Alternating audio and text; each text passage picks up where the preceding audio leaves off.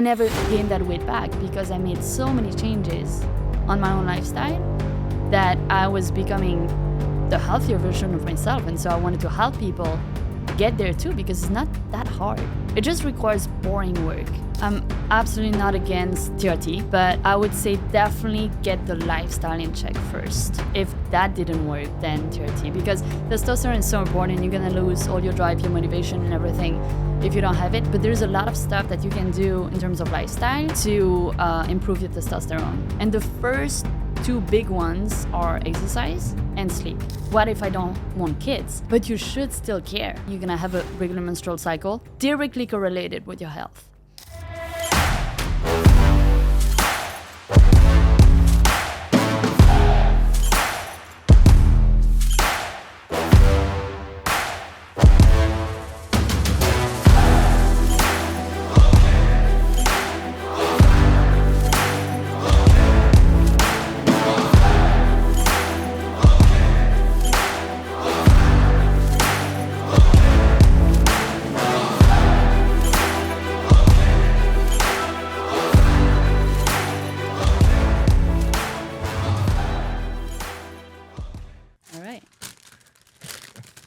See, this is life. This is, damn, okay. That's good. That's a stressful, yeah, to help you out. Paulina, I don't even know your last name. De Valensart. Say it again, I'm sorry. De Valensart. I can't even pronounce that. It's okay. So Paulina, you're French or you're Canadian? Belgian. Oh, you're Belgian. Yeah. See, I'm way off. This is the worst interview ever, guys, just simply because literally Paulina just walked into the office. We're having a conversation. She was asking me about being on the podcast. So I said, hey, let's just go do it now. But Alex warned her about my impulsivity and spontaneity. So here we are. Thank God you did. Yes.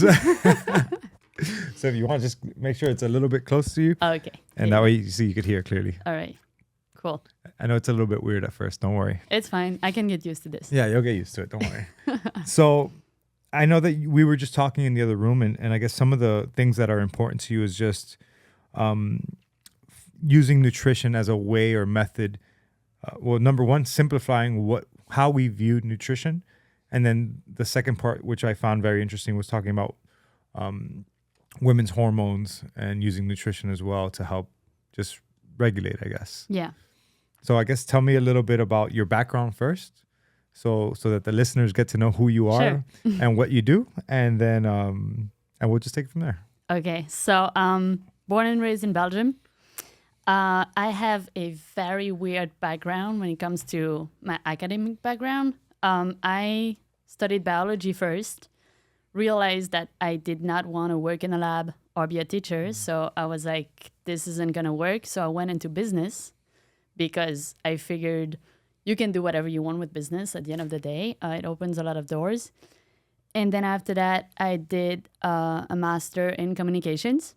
And all along, I was always very into fitness. Not nutrition, not health in general. Just I started being active when I was a kid.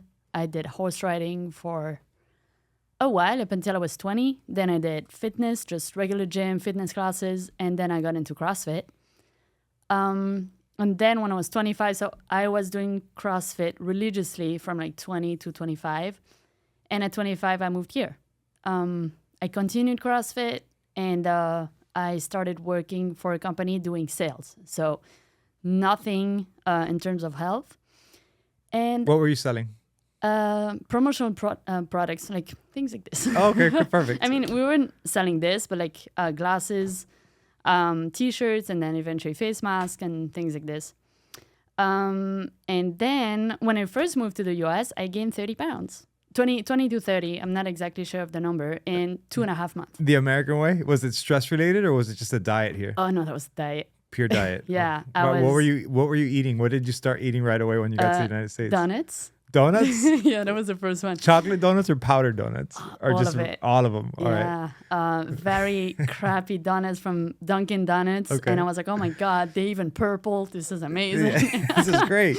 That was crazy. There was always donuts in the office.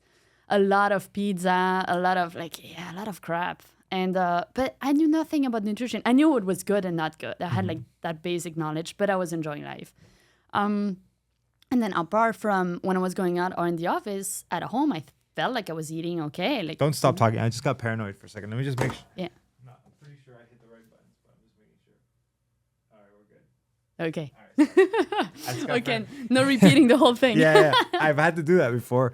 I was on a podcast like 2 weeks ago and we were talking for like 10 minutes and then the guy looks down and he's like, oh no. I was like, all right, we got to start over. Oh, damn it. Well, yeah, I'm glad we didn't have to do that. Yeah. Sorry about that. No worries. And then I went back home for my brother's wedding. So 2.5 months after I moved here. And my mom looked at me and she never says anything negative, right? She never does.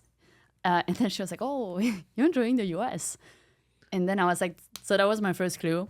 And then I saw Wait. She didn't say, hey, you've gained weight. Hey, you're fat. No, she said, hey, you're enjoying the US. Yes. And that's where you got the clue?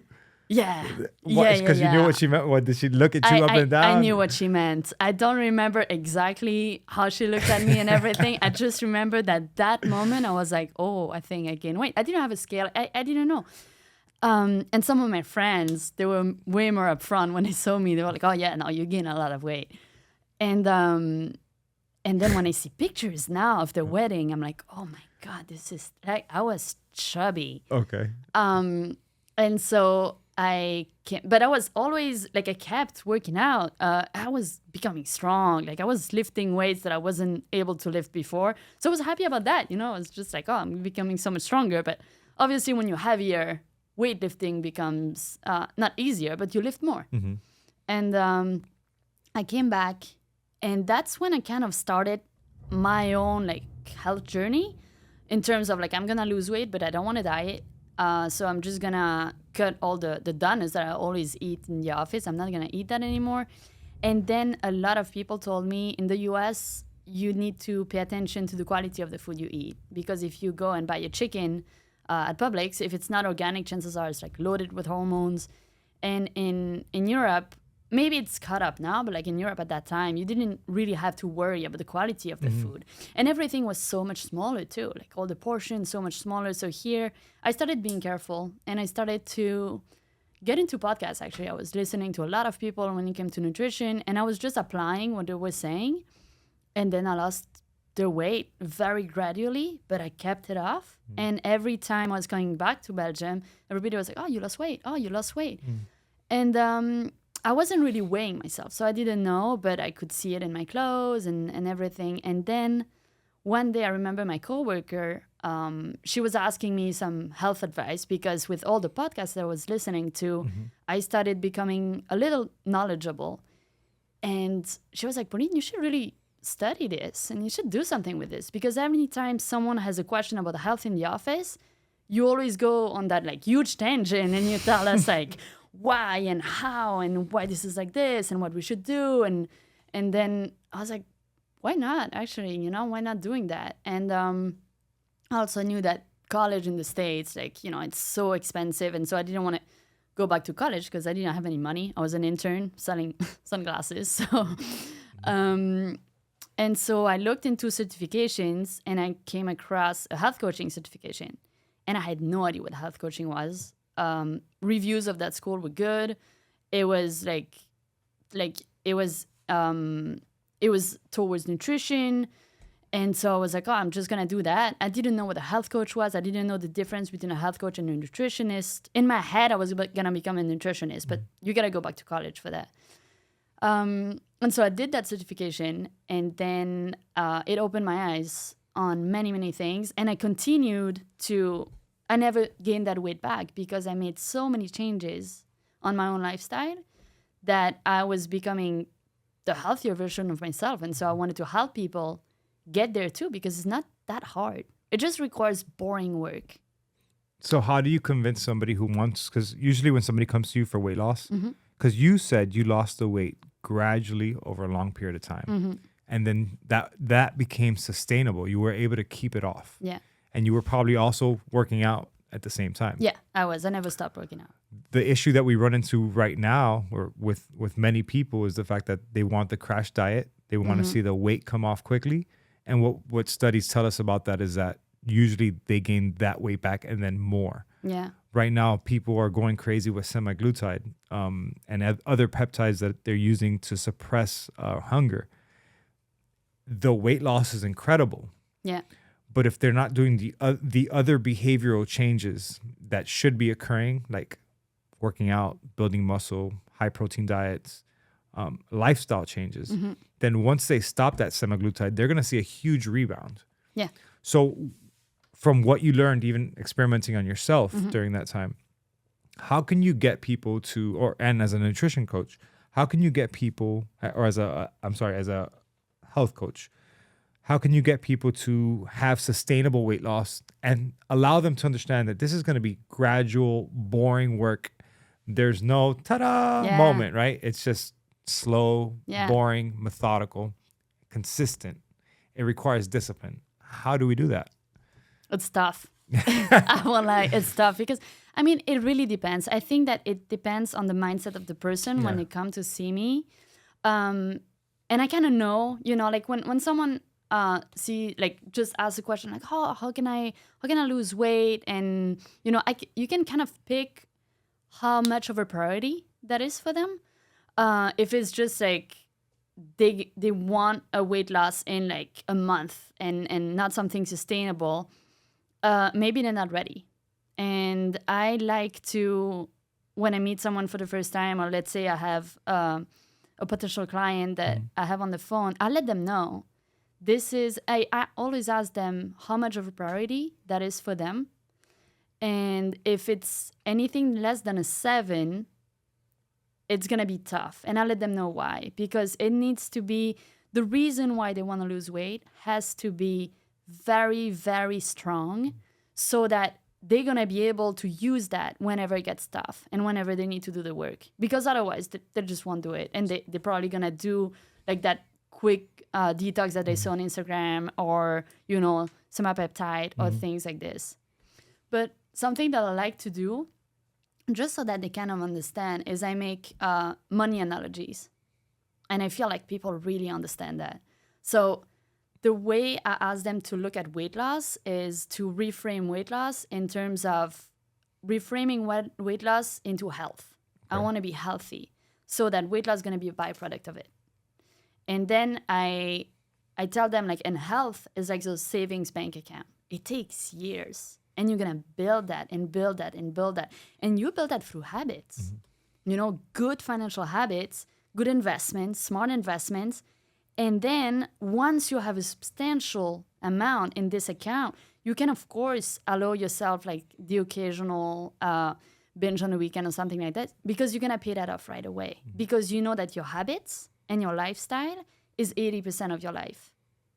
And so when you make that money analogy, they understand, like, yeah, it's true that if I want to save money, I can save quickly for a trip and then be broke after.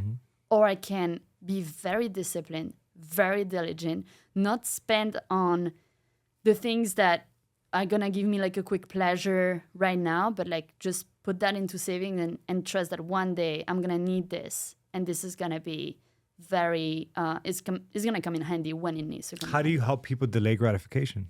Because that's what makes us go to the purple donuts. That's what forces us to go to Coca-Cola instead of having water.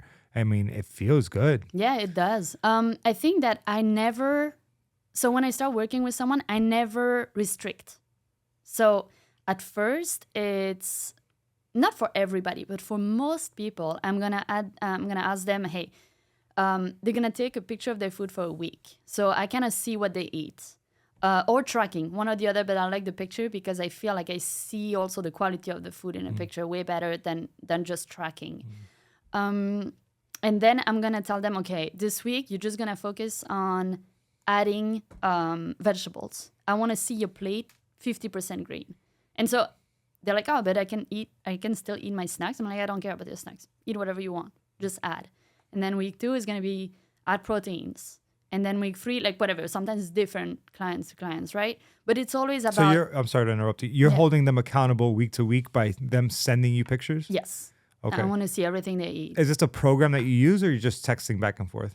No, it's an app. I use an app, okay. and so they can upload everything in there, and I can see what they post. So it's very convenient, and I post my food too, Okay, cool. so they can see it too. And then you meet with them once a week, or how does that work? Once a week. Okay. Yeah, and then we go over their food, and usually by not restricting but just adding, the first thing that comes up is like, I'm not that hungry anymore for my snacks. So and then also like an important things that I forgot to say is that I would, if their snack is, let's say, a donut, I'm going to tell them at some point, okay, so I want you to add a fruit. You can still have the donut, but you're going to eat the fruit first.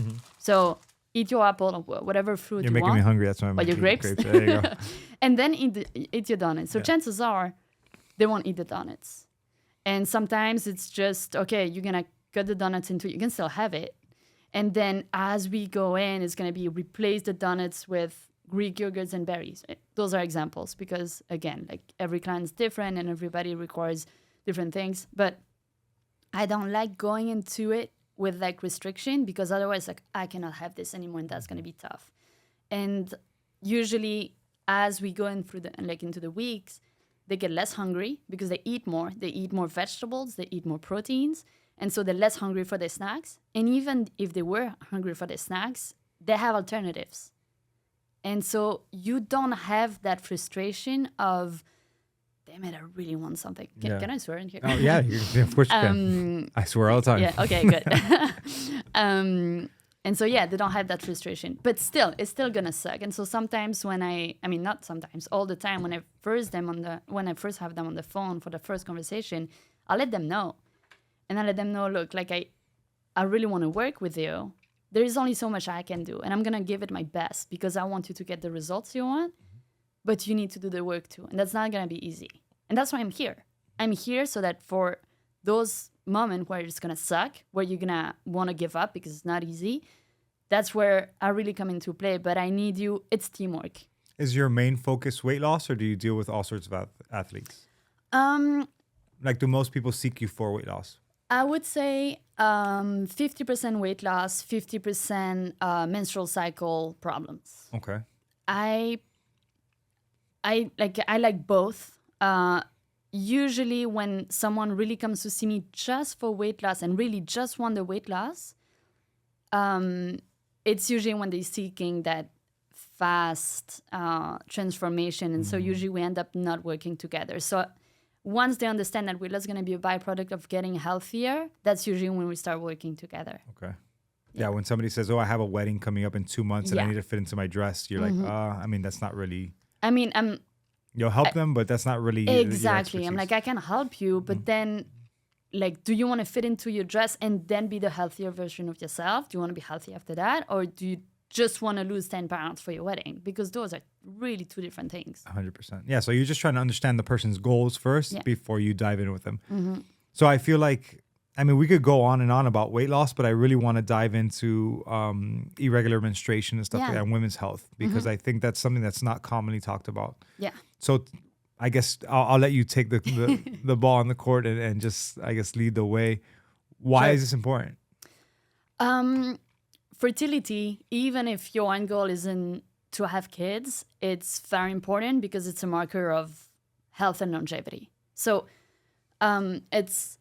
it's kind of weird because sometimes there's a lot of I listen to a lot of podcasts where how to improve and really work on your fertility. And the comments that I see in this podcast are, what if I don't want kids? But you should still care about your fertility because it's directly correlated with your health. How so? Well, if you're really healthy, you're going to have a regular menstrual cycle as a woman. And as a man, you're going to have healthy sperm count, healthy testosterone, all of that. And so testosterone is very important for men and for women. So I'll just put it out there since, I've had a really stressful year from January to now. We're June 19th. What's today's date? 21st? 22nd. Wow, 22nd. look at that. This is June 22nd. And I was feeling down, like almost symptoms of depression, but I wasn't really depressed. I was like, well, everything's going well in my life. So biologically, what's going on? So I went and had lab work done. And sure enough, my testosterone came back at like 3 something. Yeah. So I was like, oh, wow, I'm male. I'm 39. I've always been physically active. I Mm-hmm. consider myself healthy, but then all of a sudden I'm finding my T is low. Yeah. So now how would you guide me? Would you go right away to supplementing testosterone, or would you try nutritional changes and behavioral adaptations? Like, what would be the route you would take? Yeah, so I would say I'm absolutely not against TRT, but I would say definitely get the lifestyle in check first. And then if that didn't work, then TRT. Because testosterone is so important. You're going to lose all your drive, your motivation, and everything if you don't have it. But there's a lot of stuff that you can do in terms of lifestyle to improve your testosterone. And the first two big ones are exercise and sleep. Those are the two that are really going to help move the needle. Good nutrition, of course, but I don't want to put an order on, that's okay. but nutrition as well. And also something that's kind of, everybody says it out there, and it's kind of like getting lost a little bit into the weeds, but it's sunlight exposure or light exposure, just that, because it really helps with dopamine level, with down the line, helps with testosterone levels. Everything is interconnected. And so if you do all these things really well, chances are your testosterone is going to bounce back up. Yeah. But also there's that reality of like after, don't exactly remember the numbers. Yeah, in your early 30s, you already start to decline. It declines. And the problem that I had that I would tell to younger listeners is that I didn't have a baseline. So Yeah. I had my PCP prior to this, because I asked for it, hadn't checked my testosterone levels. And I think that's a failure on the part of the healthcare system as a whole, that, Yeah. hey, even into a male's, let's say, late 20s, let's just get a marker. Let's just see where is your testosterone level. So that way when you're 32, you say, oh, it's still good. 34, or it's still, 35, all of a sudden you start seeing a dip. Yeah. All right, let's monitor this a little bit closer. Is there any environmental factors that are probably influencing it? Can I improve my nutrition? Can I work out more? Is my sleep okay? Yeah. Are my cortisol levels through the roof because you're stressed out, because Yeah. you're trying to run a business and you don't know what the hell you're doing? Hi, it's me. So, I think it's really important that, number one, that we speak openly about it, because Yeah. I think some men find a lot of pride and bravado Extremely, right? yes. Oh, my testosterone is high. It's an ego thing. And for I'm like, most look, men. honestly, I mean, yeah, your gonads are producing testosterone, great. But just because it decline doesn't make you less of a man. In Yeah, fact, I'm yeah. just as strong as I was. I didn't Yeah. see loss of muscle. My sex drive was the same, but I was feeling a fog, a lack of clarity, a lack of motivation. But I was just muscling. I was David Goggins it, I was just muscling my way through it. But it doesn't have to be that way. It doesn't have to be that way. And to your point, like when I don't have a lot of male clients because, and I didn't say this, but I'm also a personal trainer. And at the gym, when I have a male client, I find it, especially if they're older, I don't know how they're going to take, hey, maybe you should check your testosterone. Because I don't know if I'm overstepping into like a male ego thing. But I think you shouldn't even feel that way, because you're being objective. This Yeah. is an objective and measurable lab, right? And so in psychiatry, when you're interviewing a patient, man, you're diving into their personal life. Have they been sexually abused, physically abused? Is there domestic violence? How are their finances? I think people have to understand that even as a trainer, as a nutritionist, it does feel intrusive, but You need to go there. you need to go there. Yeah. You have to go there, because if not, then you're not helping the patient the most that you, or Yeah. the person the most that you can. Yeah. No, Sorry, I took you absolutely. on a tangent there. No, totally fine. And then, but for women, testosterone is so important too, because actually, and that's something that people don't realize, that even though we have way less testosterone than men, this is the most prevalent sex hormone, more than estrogen, more than progesterone.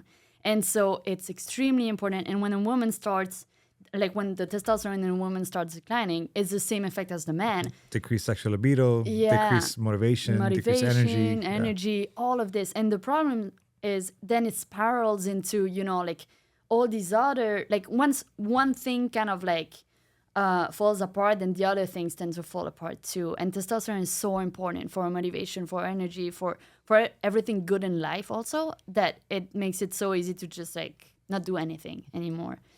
And but that's more for women, I would say. I mean, it's also very possible for for younger women, but that's more a problem around like perimenopause, which is like, can start anywhere from like 35 to 50 up until menopause.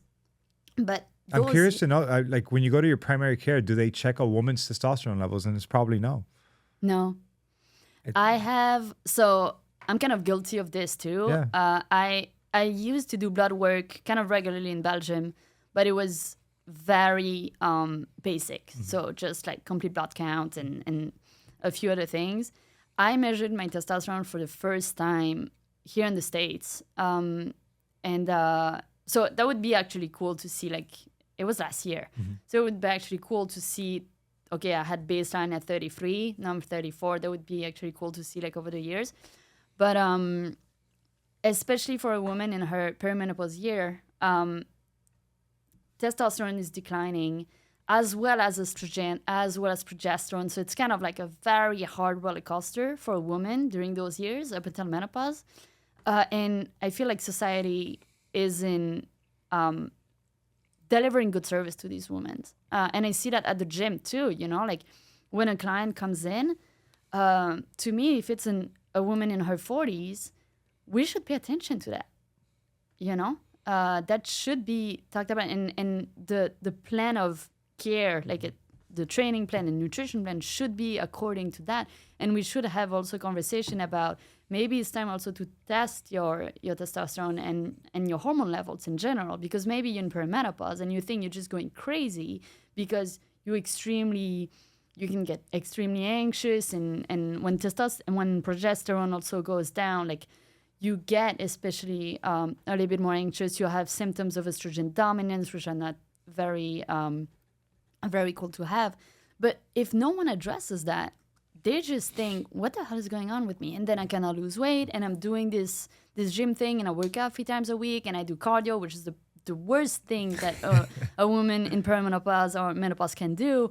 And they not seeing any results, and they can't handle cortisol as well as they did when they were younger. So, but I mean, that's not really like Mario focus with women actually, but I just No, but it's still good, because I think what you said, I wrote it down, is that lab work during an initial meeting as a personal trainer is probably crucial in some instances, and I don't think it's a common practice. It's not. I also think that, so I have 2 opinions about lab work. I think that there is a lot of things that you can do before spending, because those lab work, of course, are expensive. So I think that there is a lot of things you can do before that. You can really address all those lifestyle changes. If they have a crappy lifestyle, that's kind of like an easy fix. But again, if you don't have a baseline so that you know where you're at before you make those lifestyle changes, then it's a little bit, it's motivating. Like it is. Right away, when I saw testosterone was low, what am I doing? Yeah. With the data, now I can say, okay, what's the plan to, and even, or maybe you see lab work and you say, wow, that's low. Thankfully, I'm not having the symptoms, but I could still make improvements so that I don't reach that critical low where I am starting to have, symptoms that are detrimental to me and to my well-being, to my quality of life. Yeah. But to your point, I think it would be actually a very good add-on to have like lab work right away, so that they can also see and retest 3 or 6 months after and see how that has improved. Yeah, for sure. Yeah. Just same way that they take before and after photos, right? Yeah. Which are great. I prefer a before and after photo over the scale, because the scale often 100%. lies. Yeah. Women often are just so fixated on the weight loss and the weight loss and the weight loss. But the truth is, how are your clothes fitting you? How do you look in the mirror? How do you feel in a bikini? You know, do you see the difference in muscle tone just visually? Yeah.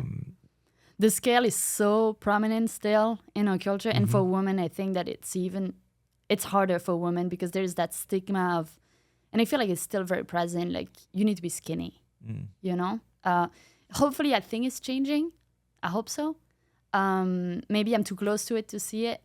But yeah, like that being skinny is still kind of like the golden, what's the expression? The golden rule? Yeah. Okay. I guess for women to be attractive or to be like, you know, within society, to fit within society. Hopefully that's changing. I think we're definitely shifting. I hope so. Because I could see it if you think about social media and a lot of people who have a ton of followers. There's a lot more fitness influencers, a lot more women who are more muscular. So I think there's a definite shift, but I think the mentality of the scale still scares. Yeah. Still is. there's some fear involved there. Oh my Yeah. God, I'm 130 pounds. So what does your body composition look Yeah. like? Right? If you're dense in muscle, then good for you. Yeah. At 130, you're so Yeah, yeah. you're 5'4", you're 130, and your legs are built like a mule. That's amazing. You Yeah. squat, 225 for reps. Good for you. Yeah, yeah. You don't at that point you shouldn't care you about the shouldn't care. scale. Yeah, you shouldn't care about the scale.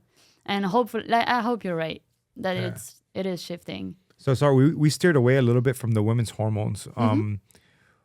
So you mentioned about fertility being a marker of health and longevity. So what is it that women should be looking for in terms of fertility or hormone stability? Like, So I think that there is so many hormone disruptors in an environment, starting with like just consumption of plastic, not consumption of plastic, but like use of plastic that disturbs hormones. A lot of things that we put on our skins, fragrances, and beauty products, like they disturb hormones a lot. And so I think that there is, not a thing, but like there is a lot of women in their teenage years that already have menstrual problems. And the problem with that is like they would go to the OB and the answer to like irregular period or very bad PMS and bad cramps or acne, it would be go on the pill. That will regulate your period. Go on the pill. You will get rid of the acne. Go on the pill, XYZ. But the problem is you put a Band-Aid on a problem that is there that needs to be addressed and that could be changed with lifestyle changes. Absolutely. Nutrition, exposure to toxin is one of the biggest one when it comes to like hormone disruptors. They call endocrine disruptors. But they're not, like, we don't say that. So these girls go on the pill with all the side effects that the pill has, and they're not told that the pill actually have side effects. So they could get depressed. They don't know why. But anyway, that's another debate. No, they can have clotting issues. They can They have a can pulmonary embolism. Absolutely. There's all They sorts of have risks that are involved with birth control. so many. And they're not aware of those risks. And it's, the data apparently, like there was some studies in Denmark and they found out that 52% of women that are on the pill, it's not for contraception. And out of those 52% that are on the pill for reasons that are other from of contraception, they don't know the side effects of the pill. It's not like the doctor sat them down and was like, okay, I'm going to give you a pill that's probably going to make you depressed. That's, if you're into sports, you're not going to be as strong as you could. And then all the list of side effects, blood clots, all of this. And if they knew, they would probably say, I'm not sure I want to take this, But the real problem is, like, let's say they have irregular periods. Wait, you said 52% of women take the pill for other reasons besides contraception. What are some of those reasons? So irregularity in the cycle, very heavy PMS, cramps, acne, those would be the main ones. And the problem also is, so when you're a teenager, the brain and the ovaries are starting this whole communication that the pill is going to interrupt. But this is a normal thing that has to happen when you're a teenager, when you first start to get your period and everything. But the pill interrupted that is pretty, what's the word I'm looking for? Like a very negative thing to happen, because once they get off the pill in their 20s or 30s or whenever they want to have a baby, that communication has never been really well established, first of all. And on top of it, let's say it was irregular for another reason. Let's say PCOS is one of the most popular one. You put a Band-Aid on that. You still have PCOS in your 30s. And you can address that. And so, like they told, you won't be able to have a baby without IVF or things like this. This is scary. And no one talks about this. And no one also talks about the fact that PCOS is also it's rooted into insulin resistance. So diet has a huge component to it. You can actually address your PCOS with a really good diet, with a lot of lifestyle things like stress management, good sleep, all of this. There's many cases of PCOS reversal just by the lifestyle. But if you've never done that, you don't know. And no one tells you. Yeah. So you feel like there's just a lack of education. Yeah. Because people are just they're given these pills. Women are given these pills at a young age to treat acne, to treat different issues that are arising. And then down the road, they want to have a child, and then they're unable to, because now the fertility issue has occurred already, where there's not this communication between the brain and the ovaries. And now they find themselves going to very costly in vitro treatments that sometimes aren't even effective. Yeah. And so I think that it is like there is so many more conversations to be had with doctors around the pill prescription. And even if, let's say, your goal is 100% contraception, you should still be aware of the side effect of the pill. Anybody should be, like, for any pill, for that matter. The more that I think about it, I truly believe the healthcare system is broken. And physicians have a 10 to 15 minute window. Yeah. You know, whether you're a primary care provider, an MD, a nurse practitioner, a PA, you have 10 to 15 minutes to see this patient, maybe 20 if it's an initial eval in a primary care setting. And we don't have the time to educate these people. And you might know all those things, but then the pill is such an easy thing to write the script and hand it over, document what was prescribed. That's what you're reimbursed for in the system. And then also a thing that in the US, I mean, in Europe too, to an extent, because they're also going to prescribe the pill. But I think that in the US, you are incentivized so much by, I don't know, insurance company, big pharma and all of that to push a lot of medications on people. Well, because you have to, in order for me to bill insurance, I have to show diagnostic criteria. There has to be a diagnosis present. And then on top of that, the complexity of the case is what increases the amount that I am reimbursed. So prescribing a medication, that increases the complexity. Gotcha. Everything that's involved in that plan. There is not a referral for nutrition that I get that makes it a higher complexity. Not only that, the insurance industry doesn't cover nutritional counseling. Yeah.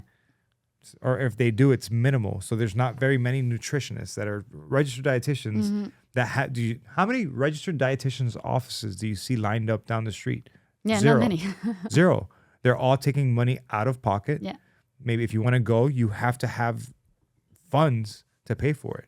So that means the people who need the services the most, they won't be able to afford they're it. not going to be able to access it.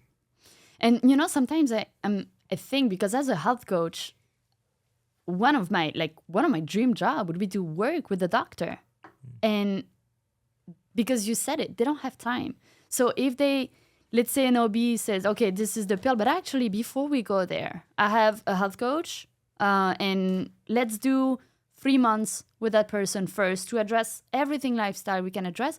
And then, you know, if that doesn't work, then we'll see. We'll cross that bridge when we get there. And I feel like if doctors were actually working with health coaches, whether it's like for women's health or for type 2 diabetes, or, you know, like there's so many chronic diseases that could be avoided.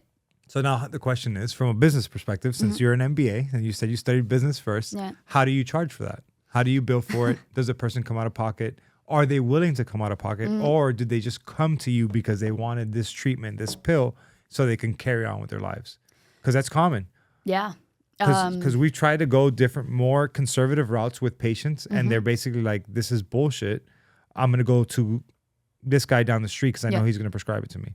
Oh, I don't want to try to do all these behavior modifications. I just want Adderall so I can pass this exam. Yeah. So common because we live in a world that's instant gratification. So I'm having this internal struggle as you're talking to me where I'm like, she's right. She's 100% right. But now our society has adopted this mentality where we just want the pill. Yeah. We want the easy fix. We want the quick weight loss. We want the remedy that just is like this. But then the truth is, so many things in health, fitness, and wellness are this slow, gradual, boring work like you described earlier, that I'm afraid that people don't really want to do it. No, you're totally right. I think that... Fuck. No, it's tough. I don't know the answer. I have no idea. I wish I did.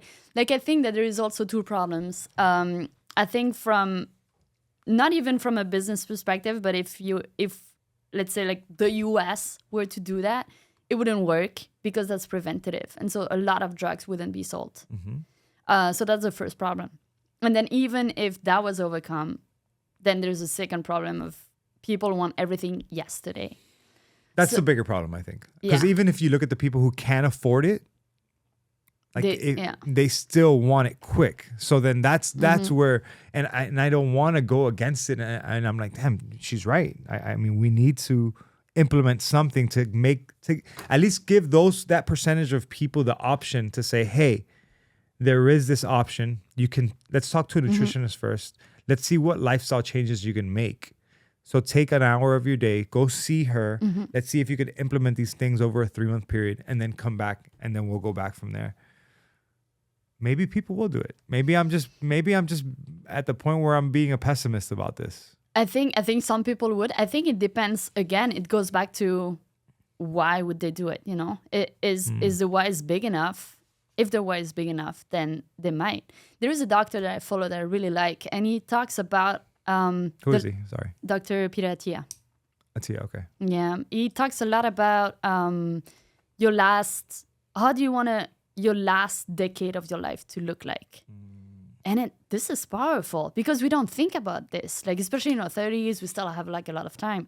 But when you think about it and you reverse engineer from there, if you have someone that has a brain in front of you, they're gonna be like, yeah, actually, maybe fixing my lifestyle is what I should do. And maybe the pill is the answer too. I'm not saying like, I think that in some instances you also need medication, of course. It's just overprescribed. It's too easy. And it's like, take that pill, don't change your life. But what they don't tell them is like, you're gonna die early.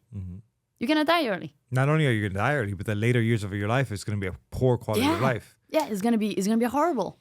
I've been in nursing homes. I worked in nursing homes before, and it's not fun. Or if you go to an adult ICU and you see people who are their bodies are worn out because they never took care of themselves. And I think obviously I'm in the healthcare field. I was a nurse working I'm still a nurse, but I was working at the bedside as a nurse, as a registered nurse. So it's very different when you're at the bedside and you're seeing that patient deteriorate. You're seeing how many healthcare workers it takes to keep this person alive when the reality is that they haven't taken care of themselves forever. Yeah. So, yeah, I wish more people could see that, and maybe it could give them some sort of awakening, like Scared Straight, where they say, oh, wow, I definitely need to do something because I don't want that to be me down the road.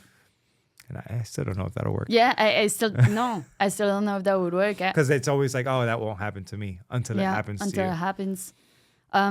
Maybe also education plays a huge role in it. If we knew more about how to eat well, why do you need to study nutrition to know the basics in nutrition? That doesn't make sense to me. Like, those are things that maybe you should learn in school, how to eat. But schools also are a huge problem. Like, what the kids eat at school is like, is diabetes in a package, It's crazy. And no exercise and all of this. So, like, we're not taught this unless you actually go out of your way to, like, do the research. Because back to, like, when I first moved here, I knew the basics of nutrition, or I thought I knew. I didn't know shit. And I put all this weight. And if I didn't have that wake-up call, I don't know, maybe I would have continued and, and not took care of myself. I mean, I think I would have had a wake-up call at some point, but most people don't.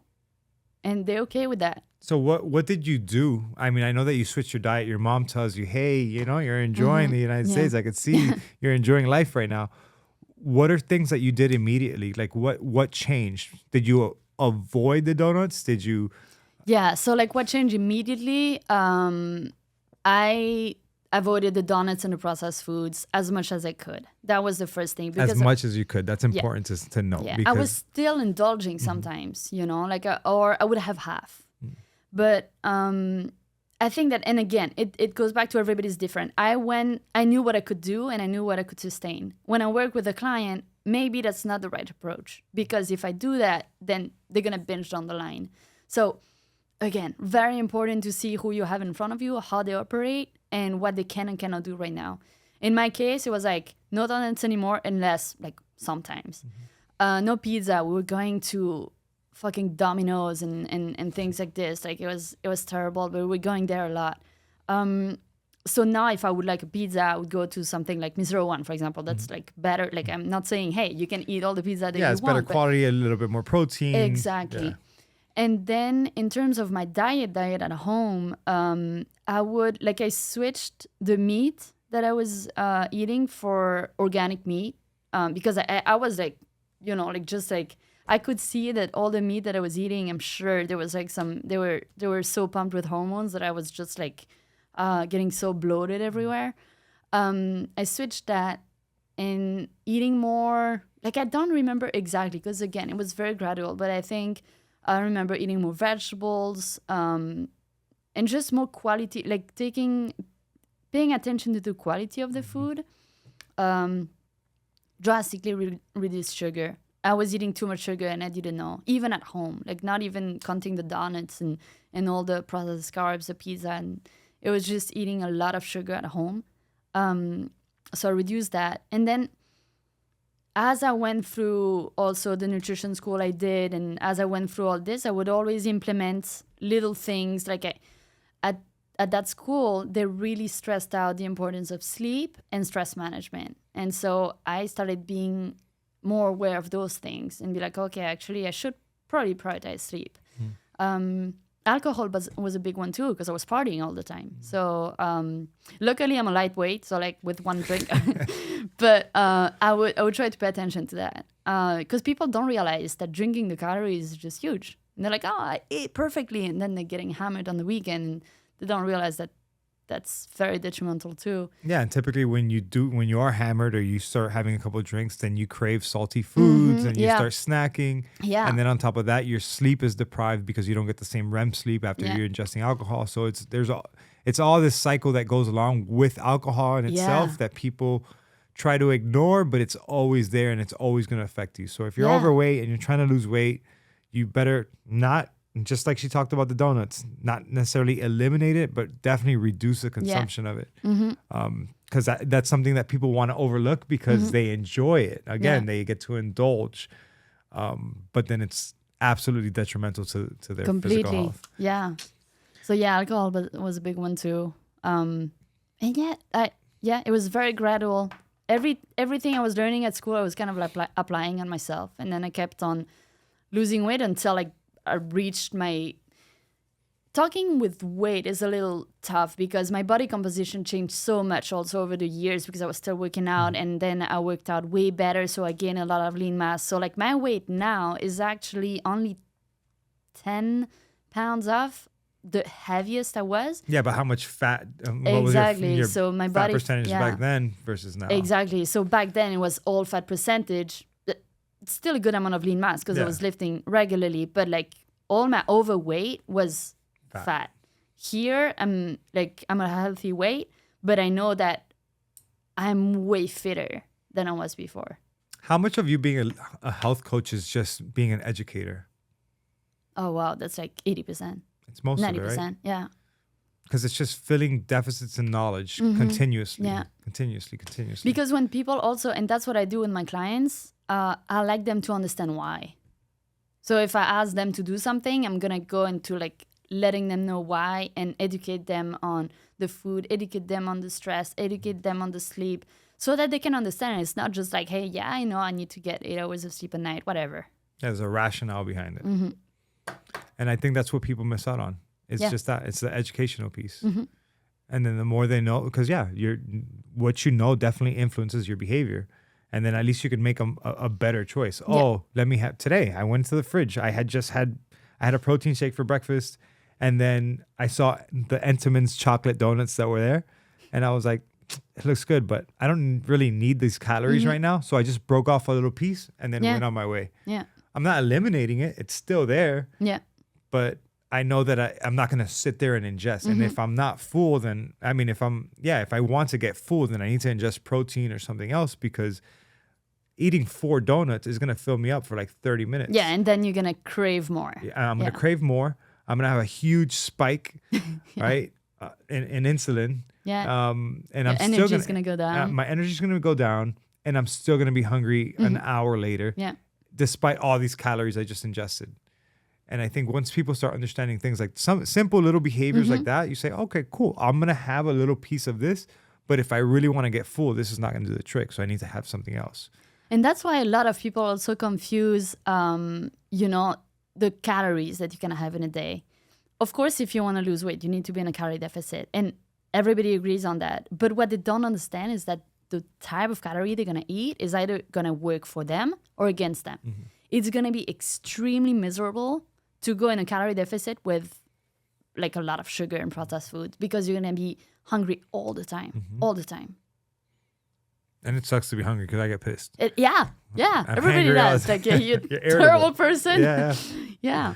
So that's one thing that, and sometimes I see that at the gym, right? So people try their food and I'm like, oh yeah, this is within my calorie count. I'm like, I'm not denying that. But is this working for you or against you? Because were you hungry after that? Probably you were, versus having something that's more protein heavy, you wouldn't be hungry after. And so that helps. Because losing weight already sucks. Don't make it suck more. I agree 100%. Is there something we haven't touched on that you wanted to talk about? I don't believe so. No? I know this was super random, but I definitely just wanted to have the chance for you to come on. You're going to be moving to Colorado That's soon. awesome. When are you moving to Colorado? The end of August. So soon. Yeah, pretty soon. Yeah. And you want to do the same thing over there. You're going to be a health coach over there. Awesome. Health coach over there. Yeah. And do you already have something lined up for yourself? You mean in terms of work, life, everything? No. No? Amazing. No, but we're looking for a place to live. It's still just a little too early to pull the trigger on anything, but we still have an idea of where we want to be. In terms of work, so my husband will be able to work remotely. Awesome. And me, I was in between, because I'm also a personal trainer. So my goal is to just do my business over there in terms of health coaching. I really want this to work, and I think it can. So I think if I put the work that I need to put in, it's going to be okay. I'm working with amazing clients right now. And if it continues like that, I don't see why that wouldn't be sustainable.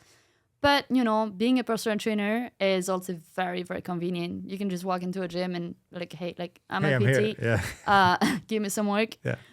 So it's scary because also I've never thought of myself as an entrepreneur. This is the crazy thing. Even though I did business, my dad was an entrepreneur. And I remember in business school, one of my teachers was like, okay, how many people here in the class want to be an entrepreneur? And almost all the hands went up. Mine didn't. I was like, fuck that. No, it's hard. I don't want to be I've seen my dad. I don't want what kind that. of business does your dad have? He used to have, he had many. I don't even remember. He passed away when I was 20. Oh, I'm sorry. But thank you. It was a long time ago. But he had multiple companies, software companies. Then he was a little ahead of his time when he founded another one for depolluting engines. But that didn't work out. And then he was a business consultant. Depolluting engines? What do you mean?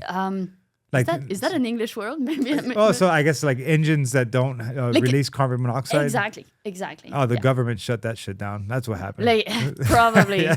It was also years, and I was 10 or 11 when he came up with that, and unfortunately that didn't work out. And then he paid the price with his health. So I saw that, and I was like, I don't want that stress. I don't want all of that. And then. So why? How old was he when he passed away? If you don't mind me asking. What? How old was he when he passed? Oh, hold on. So I was 21. So he must have been 62. So young, yeah. Yeah, pretty young. He got diagnosed with cancer at 56, something like that. Mm-hmm. And the thing that happened is it was kidney cancer. So he got surgery. And after the surgery, doctors were like, oh, you're completely fine. We removed the kidney. It had metastasized somewhere else. But yeah, it did. And so, but the thing is, it was the the best life lesson I could ever gotten from my dad, because the doctors, when they saw that it metastasized, they told him, you have a month. And he lived 7 years. Because my dad was kind of like, okay, so if you're telling me I have a month, I'm gonna find something that I like, like I have nothing to lose here. Yeah. And so he got into clinical trials that he found himself. His doctor didn't find that. And it was a whole, like he was also in another country. So it was a whole thing. But yeah, he made it work. And at the end of the day, that's crazy because I've always known my dad working like his ass off nonstop. So I was barely seeing him as a kid. And when he got diagnosed, I was 14. And those 7 years, I wouldn't say those were the best years with him, but pretty much because he was home. He was present. He was present. So, yeah. So, told you all the story. No, but why? So why do you say that he taught you the best life lesson? Because it was like, kind of like not that he didn't believe the doctor, but it was like, I'm gonna do my best to live. And I'm not taking no to for an answer right now. Like I'm not saying, okay, cool, I have a month and well, I'm just gonna sit at home and and wait for death to come. But he was like, let's do something about this. So what else did he? So with clinical trials, what else did he try that you saw that you were like, oh wow, my dad's. So that was always the same clinical trial that kept on being better, and he was always admitted to the next step. And then the cool thing was, so when he had like the very first treatment, it wasn't clinical trial, so it was like regular treatment, chemo and some other shit. He was terrible. Like it was miserable. Side effects. That like he had gained like 30 years of age, like in a day. Like that was terrible. That was tough for us also to see him like that. And then with the clinical trial, the cool thing is side effects were very minimum. So he bounced back really fast. He even started working again just as a consultant because he couldn't. He was also an economic teacher in an university. So he stopped that, but like little jobs here and there would do.